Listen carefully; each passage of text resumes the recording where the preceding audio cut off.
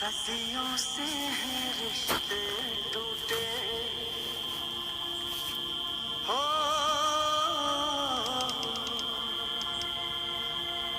सदियों से हैं रिश्ते क्या चले अब क्या होता हाँ क्या हुआ? बाबू जी के छुट्टी लेकर बाबूजी मर गए। हाँ हायो हाँ बाबूजी बाबूजी लॉकडाउन में छोड़ के चले गए बाबूजी हमार बियाह ना कइला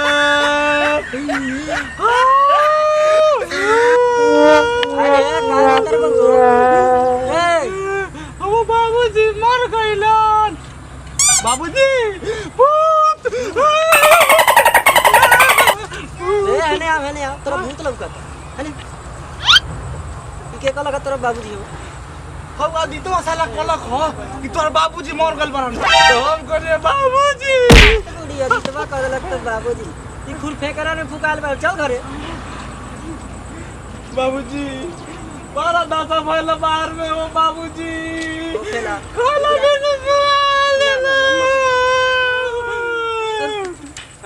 कोरोना चेक करैले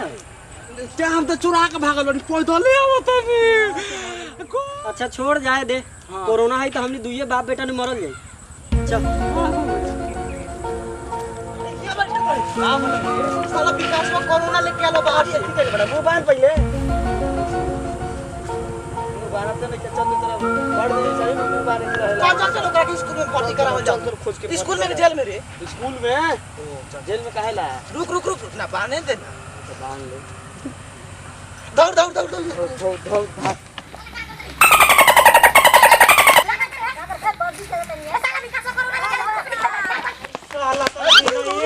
साला का काट कोरोना तोरे देखत नहीं खेल बगो कौन नहीं देखत आराम से चला चल चल बाबूजी अपन घर भाई अपने आ उ इटवा का कइलो अरे तेरी वो तो तोरा के खोजेला हम बेच के देखत रे कि का कइली जा ए बाबूजी हम सोचल रहनी कि जइती त हमरा लॉकडाउन में बियाह करे के बारा मन रहलक हम सोचल रहनी घर में बेच के बियाह करल तू हमरा सब लोग पाले से ना करबा घर बेच नो क्या करियो अभी तो भाव लइला चल अभी पहले लोग से बचबे तब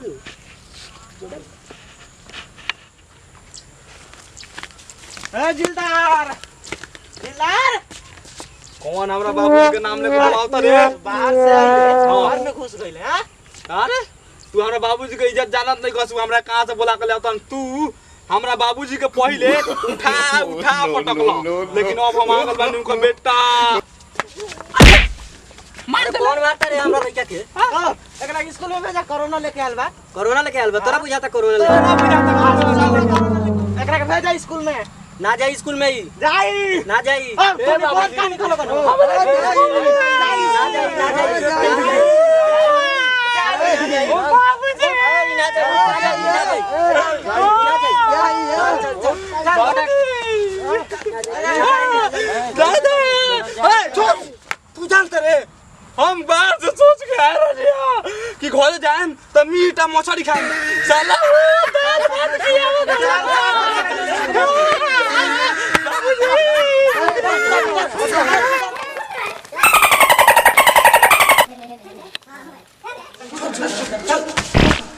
देखा दे हमरा कैसन फैसिलिटी बा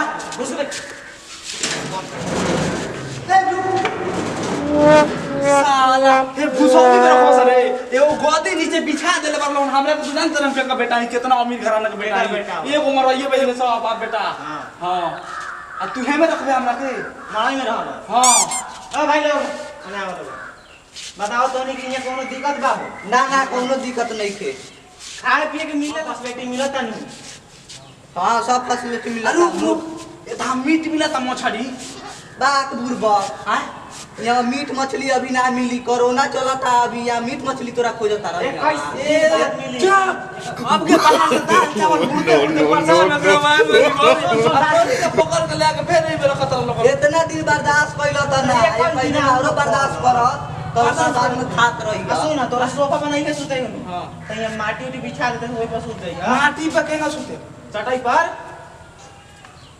ठीक बा बिछा दिए।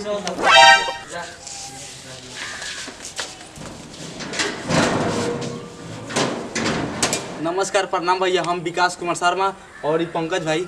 जौन हमनी के वीडियो में बाबा बाबूजी सबकर करेक्टर करलन, और ये आदित्य भाई, अभिषेक भाई, नीलेश भाई, हमनी मिल के वीडियो बनाइले सब। और कहे का मतलब ई बा कि हम आज जगह करत रहनी बाहर से आके कि हम कोरोना सेंटर पर ना रहें, ये लेखा रउआ लोगन मत करें। रउआ लोगन बाहर से आई, सीधा जाके सेंटर पर रही और अपना परिवार के बचाई, अपना घर के बचाई और अपना गाँव के बचाई। बस इतने हम कहें रउआ के। अगर ये वीडियो आप लोग के अच्छा लगल तो वीडियो को लाइक करी,